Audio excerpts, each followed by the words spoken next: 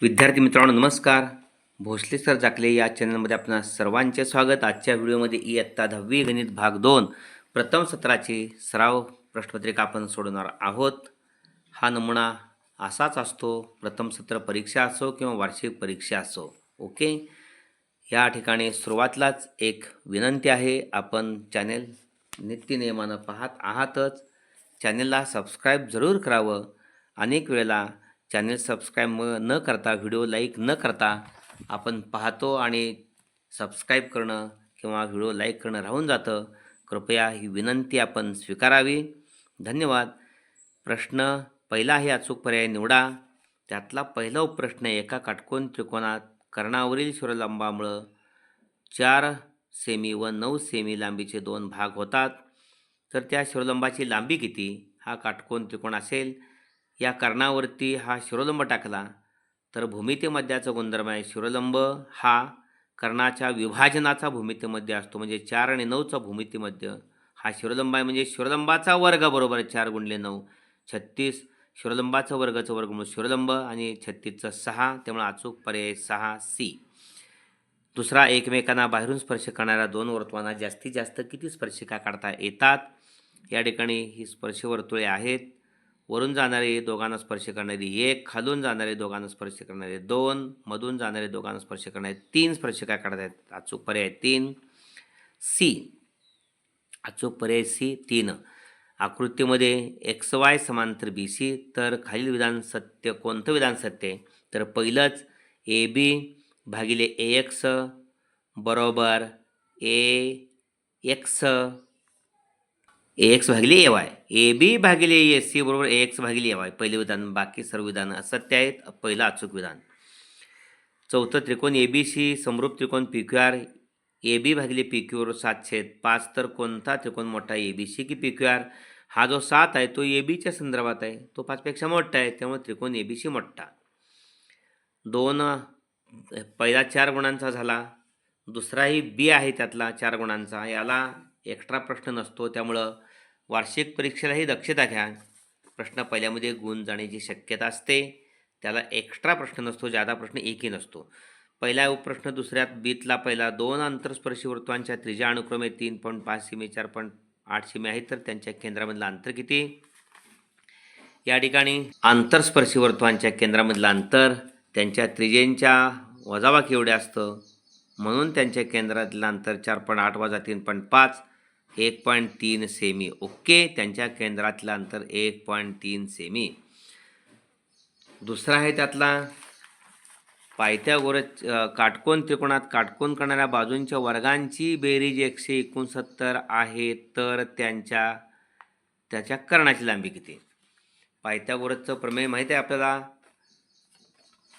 काटकोन करणाऱ्या बाजूंच्या वर्गांची बेरीज ही कर्णाच्या वर्गाबरोबर असते, म्हणून 169 काटकोन करणाऱ्या बाजूंच्या वर्गांची बेरीज दिलेली आहे, बरोबर कर्ण वर्ग. दोन्ही बाजूचं वर्गमूळ घेतलं, कर्ण वर्गाचं कर्ण, 169चं 13, कर्ण 13.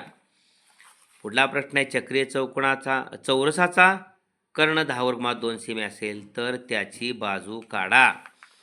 या ठिकाणी सूत्र आहे, चौरसाची बाजू बरोबर कर्ण गुणिले 1 वर्गमात 2, त्यामुळे चौरसाची बाजू बरोबर 10 वर्गमात 2 गुणिले 1 वर्गमात 2, वर्गमात 2ला वर्गमात 2 10 राहिले. ओके, चौरसाची बाजू बरोबर 10.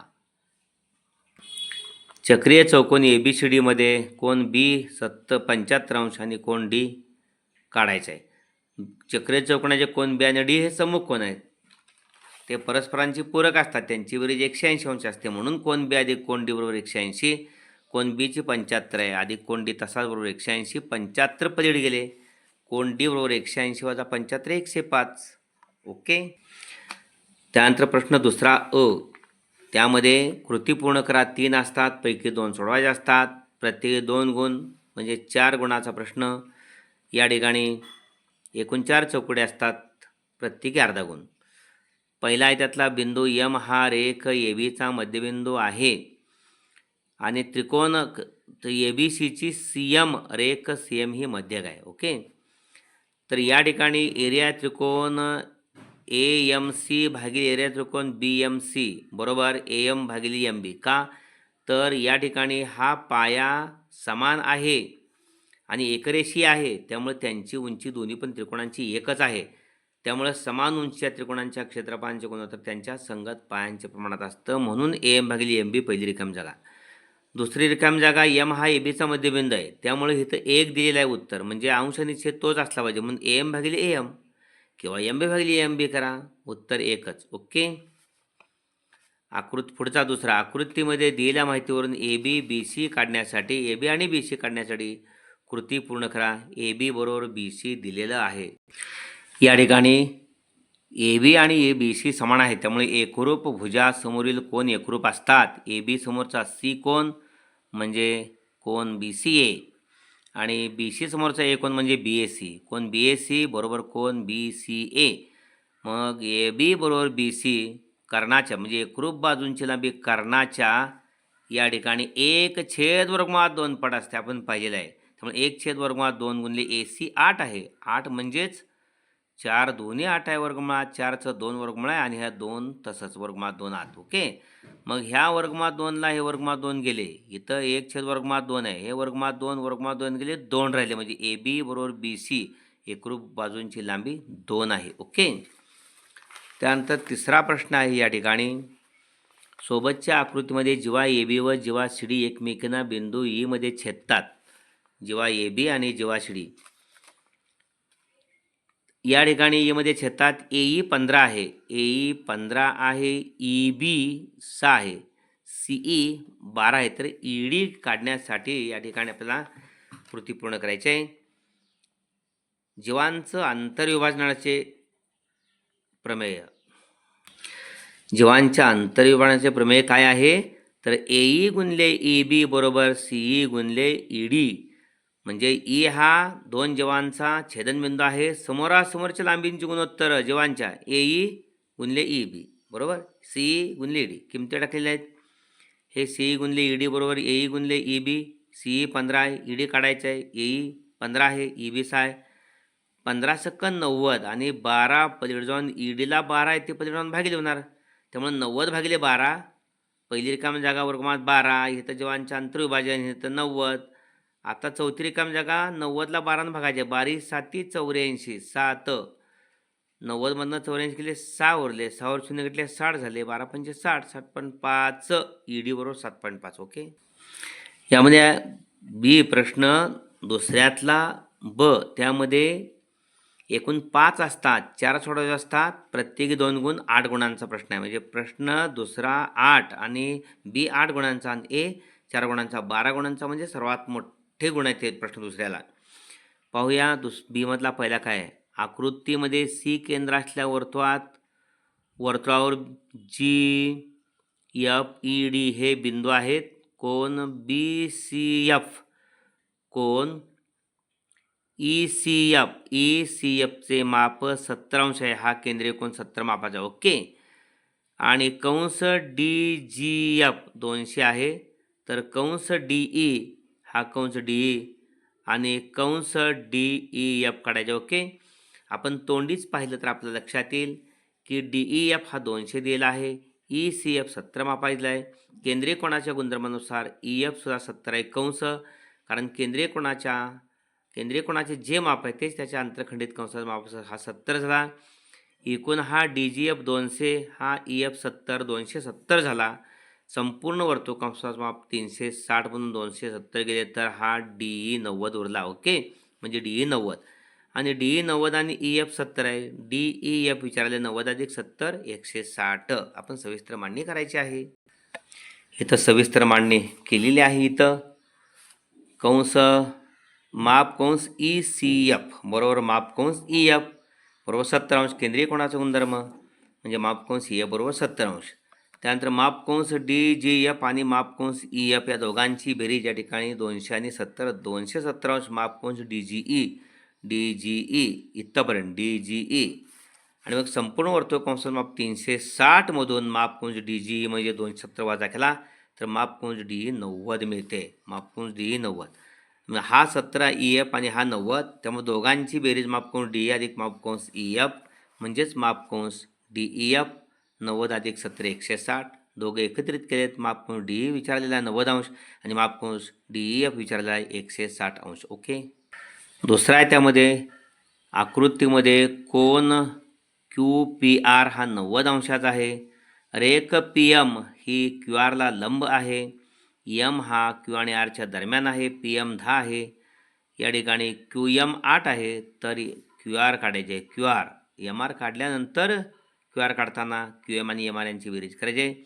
तर या ठिकाणी काटकोन त्रिकोणाचा कर्ण क्यू आर आहे. त्यावर काढलेला शिरोलंब पी एम आहे. भूमितीमध्याचा गुणधर्म आहे शिरोलंबाचा वर्ग म्हणजे पी एम वर्ग बरोबर या ठिकाणी यम हा बिंदू क्यू आरचं विभाजन करतो. त्याचे दोन भाग क्यू एम आणि एम आर यांच्या गुणाकार म्हणजेच पी एमचा वर्ग. ओके, सविस्तर या ठिकाणी आपण मांडणी करूया. पी एम वर्ग बरोबर क्यू एम गुणिले एम आर भूमिती मध्याच्या गुणधर्मानुसार किमती आहेत. पी एमची 10 आणि क्यू एमची 8.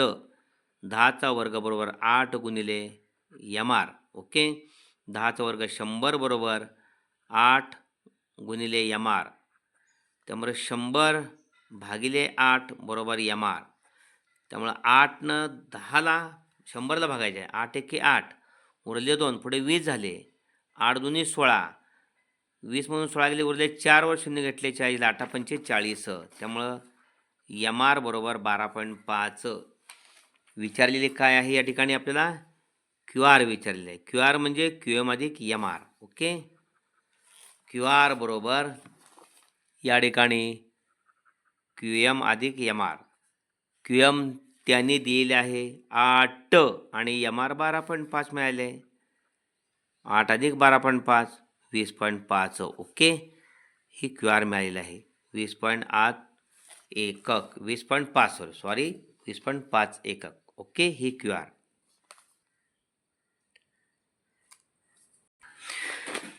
यातला उपप्रश्न तिसरा आहे. आकृतीमध्ये क्यू हा स्पर्शबिंदू आहे. पी क्यू बरोबर 12, पी आर बरोबर 8, पी एस काढायचे आणि आर एस काढायचे आहे. इथं स्पर्शिका आणि ही छेदिका आहे. स्पर्शिका छेदिका रेषाखंडाचं जे प्रमेय आहे ते पी क्यू वर्ग स्पर्शिका खंडाचं वर्ग पी क्यू वर्ग बरोबर पी पासूनची आरपर्यंतची लांबी आणि पी पासूनची एसपर्यंतची लांबी यांचा गुणाकार पी आर गुणले पी एस बरोबर पी क्यू वर्ग. किमती टाकलेल्या आहेत. स्पर्शिका छेदिका रेषाखंडाच्या प्रमेयानुसार 12चा वर्ग बरोबर पी आर 8 आहे गुणिले पी एस. 12चा वर्ग 144 हे गुणिले 8 आहे ते भागिले पी एस बरोबर 18 8 44 हे पी एस 18. त्यामुळे या ठिकाणी आपल्याला आर एस काढायचे आहे. पी एस 18मधून पी आर 8 गेली 10 उरले. इथं नमूद केले आहे आर एस बरोबर पी एस वजा पी आर 18 वजा 8 बरोबर 10. एकत्रित पी एस बरोबर 18 एकक आणि आर एस बरोबर 10 एकक. ओके, पुढचा प्रश्न आहे 5वा. त्रिकोण ए बी सी समरूप त्रिकोण पी क्यू आर. एरिया त्रिकोण ए बी सी बरोबर 16 आणि एरिया त्रिकोण पी क्यू आर बरोबर 25. तर ए बी भागिले पी क्यू या गुणोत्तराची किंमत काढा. या ठिकाणी दोन त्रिकोण समरूप आहेत. त्यांच्या क्षेत्रफळांची गुणोत्तर दिले आहेत आणि संगत बाजूंचं गुणोत्तर विचारलं आहे. याचा अर्थ समरूप त्रिकोणांच्या क्षेत्रफळांचं प्रमेय हे वापरायला पाहिजे. काय प्रमेय आहे? दोन समरूप त्रिकोणांच्या क्षेत्रफळांचे गुणोत्तर हे त्यांच्या संगत बाजूंच्या वर्गांच्या गुणोत्तर इतके असते. म्हणजेच एरिया त्रिकोण ए बी सी भागिले एरिया त्रिकोण पी क्यू आर बरोबर ए बी भागिले ए बी वर्ग भागिले पी क्यू वर्ग. ओके, किमती घालायच्या आहेत. त्या ठिकाणी 16 आहे पहिल्या त्रिकोणाचं क्षेत्रफळ, दुसऱ्या त्रिकोणाचं 25 आहे बरोबर ए बी वर्ग भागिले पी क्यू वर्ग. दोन्ही बाजूचं वर्गमूळ घेतलं. ए बी वर्गाचं ए बी, पी क्यू वर्गाचं पी क्यू. 16चं 4 आणि 25चं 5. त्यामुळे ए बी भागिले पी क्यूची किंमत आपल्याला विचारलेली आहे ती 4/5 आहे. ओके, अशा पद्धतीने. त्यातला 5वा प्रश्न आहे. 2.7 सेमी त्रिज्या असलेले वर्तुळ काढा आणि वर्तुळाला त्यावरील बिंदूतून स्पर्शिका काढा.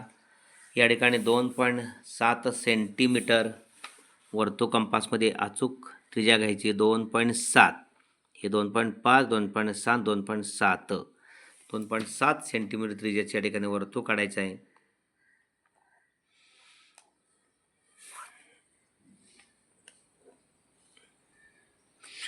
त्यावर कोणताही एक बिंदू घ्यायचा आहे. समजा ओ हा वर्तुळ केंद्र आहे, पी हा त्यावरचा एक बिंदू घेतलेला आहे. तो बिंदू आणि या ठिकाणी ज्या बिंदूतून स्पर्शिका काढायचे तो बिंदू आणि वर्तुळ केंद्र जोडून वाढवायचे. तो बिंदू केंद्र घ्यायचा आहे. दोन्ही बाजूला विशिष्ट अंतरानं खुणा करायच्या आहेत. एक आतमध्ये खूण असेल, दुसरी बाहेर असेल. पी केंद्र घेऊन आत्ताच काढलेल्या ओ पी या किरणावरती दोन्ही बाजूला खुणा केल्या, थोडंसं अंतर वाढवलं. पहिली खूण केंद्र घेऊन हा चाप मारलेला आहे. वर खाली त्या किरणाच्या चाप मारायचा आहे. त्याला छेदणारे ओ केंद्र घेऊन आपण चाप मारायचे आहेत. अशा पद्धतीनं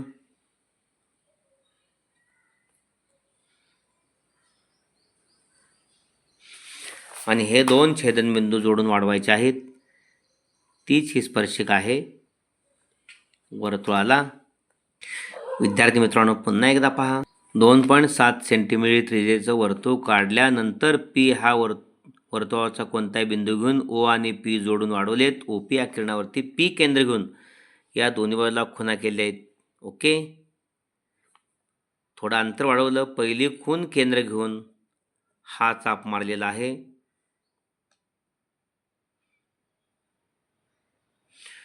ओके, दुसऱ्या बाजूला पण असा चाप मारलेला आहे.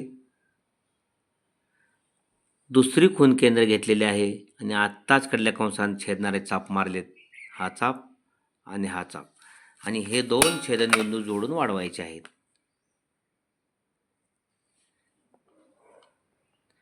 ती ही स्पर्शिका आहे त्या वर्तुळाची. ओके, 2.7 सेंटीमीटर त्रिज्याचं वर्तुळ काढलेलं आहे. त्यावरील पी बिंदू घेतलेला आहे. पी बिंदूतून स्पर्शिका काढण्याची मेथड ही आहे. ओके, अशा पद्धतीने हा व्हिडिओ जरूर लाईक करा आणि आपल्या सर्व विद्यार्थ्यांना पाठवून त्यांच्या गुणवत्ता वाढीसाठी प्रयत्न करा. धन्यवाद मित्रांनो.